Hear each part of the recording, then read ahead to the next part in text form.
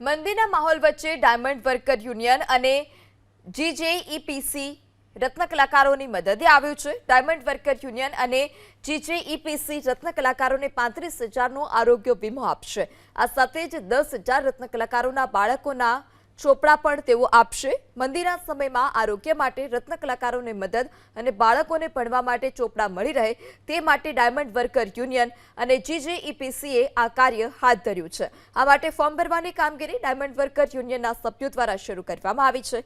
મદદનો લાભ લેવા ઈચ્છતા રત્ન કલાકારો 20 મે સુધી ફોર્મ ભરી શકશે। આ કાર્યક્રમની અંદર 10,000 બાળકોને નોટબુક વિતરણ અને કારીગરોને પરિચય કાર્ડ એટલે કે 35,000નો medical insurance gems and jewellery export promotion council અને ડાયમંડ વર્કર યુનિયન સાથે મળી આ એક કેમ્પનું આયોજન કરેલ છે। આવનારા દિવસોની અંદર કારીગરો જે આત્મહત્યાનું પ્રમાણ વધે છે એ ન થાય એ માટે સુરતની અંદર એક કાર્યક્રમ આયોજન કરવામાં આવશે અને આત્મહત્યા ન કરે એ બાબતે જાગૃતિ લાવવામાં આવશે।